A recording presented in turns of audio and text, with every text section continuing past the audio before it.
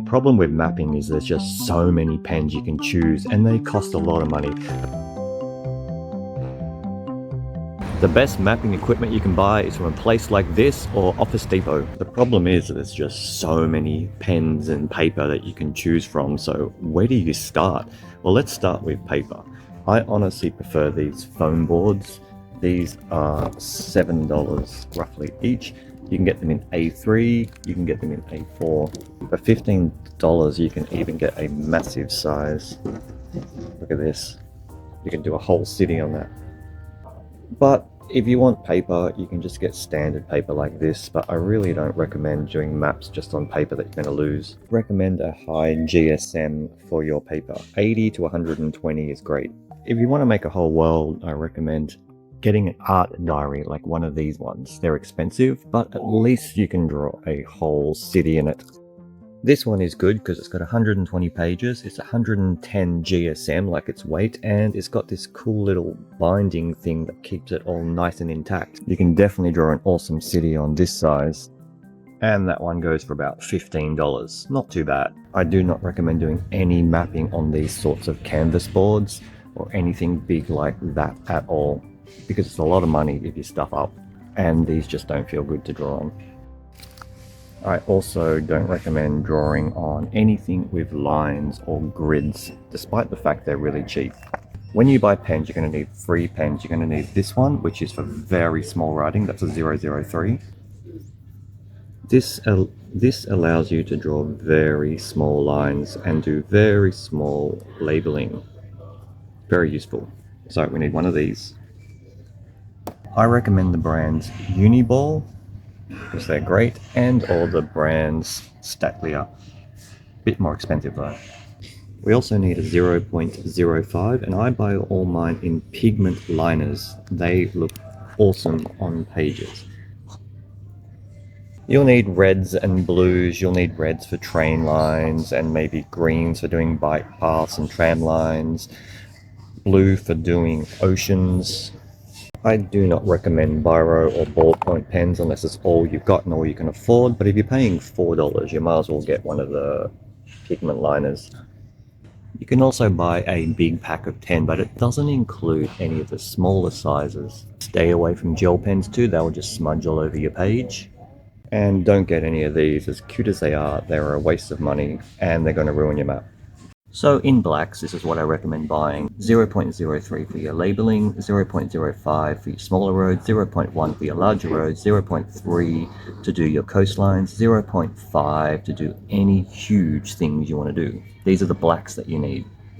All fine liners, all about $4 to $6 each. And these are the other two you need. A 0.2 red to do your suburb names, train lines, 0.2 for bike lanes and tram lines. These are the only pens that you need to do quality mapping. These pens are super smooth to use. Love the feel of fine liners. Free advertising. Now let's move on to the hard part of colors. I hate colors. Don't use highlighters on your maps at all. And definitely don't use Sharpies. For colored pencils, I recommend getting a 72 pack of Stalias. It will cover every color you need. Don't go for any of the Norris colors. I think you need to go for these ones. They come in as 36 as well if you want smaller. Faber-Castell can be alright too. I recommend going for any of the larger packs so you get a variety of colors to choose from, especially in greens. As cool as the Norris ones look, I find they actually don't print on the page enough and you end up having to redo it. Definitely stick with these ones.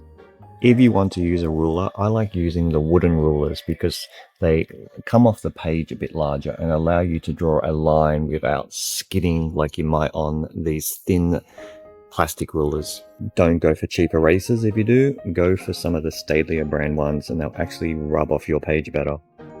So you've just bought expensive pencils. I do not recommend getting a cheap sharpener for $1. Once again, go with any of the Staedtler ones. Give you a better cut on your colored pencils. When you run out of a color from your major pack, I recommend just buying the colors individually, and getting Born color pencils for about $2 each is another good way as well. See other variety of greens that you need, different for parks and national parks. You can also get watercolor ones as well, which I recommend. You'll also need a variety of yellow, one for your roads and one for your beaches. Look at the tip of the pencil, just how thick it is. You can tell it's a premium pencil. Now let's move on to technology. This is a Lightbox, but I don't recommend getting it from one of these places. $79. We can go to Kmart or Target and get them way cheaper. Let's go. This will do. So what do you need a Lightbox for? A Lightbox is good because it allows you to trace over any map that you've drawn, or anyone else's map. It also allows you to tell stories. It also allows you to have a dark world and a light world. Like this story here, without a Lightbox, I could not have told the story of Hunter Wild. A Lightbox is not a necessity for mapping, but they do add that extra light in your room. Like, check this out. It allows mapping with a glow. So we've got the creek all the same. Ah, there's different settings. Off, on, brighter. Yeah. You also need a good mapping desk, but really you don't need to keep it clean. You just need a space with a comfortable chair. My pens are scattered everywhere. You can put them in holders and you're sharpening into things, but at the end of the day, it's the tools that you use, not so much the space that you draw in. But having a good mapping spot does help. Plus, who doesn't love this aesthetic of just mapping in like virtually darkness with the wind blowing outside? Currently have a light that's shining on it now, and if we turn this light off, it is the best way to map. Look at it. It's just lit up the whole room. I love it. And the map basically becomes your world because you're in pitch darkness. It's the little things that count. Another thing that I strongly recommend is that after you bought your pens and your pencils, that you make a color guide so you know which color equals what. See that the purple C6, that means on the back of the pencil it's got a C6, so I know that that's the purple. That yellow there is a C1. So it's important to match your colors with a numbering system. See for red that I've just written the red Yassart, so that way I know I'm using that colored pencil because there's so many different type of reds, whereas the train stations are using a C20. How do you know when you've got all of these pencils here, which green is green? So that's the green Yassart, that's the C50, see how it's like written on there? And that C38 lines up with my highway, so I know which one to grab. It's important that you do this. And also possibly a road hierarchy one too. The final thing you might want to consider is a mapping camera arm. So this hovers over the map, it connects to a shelf.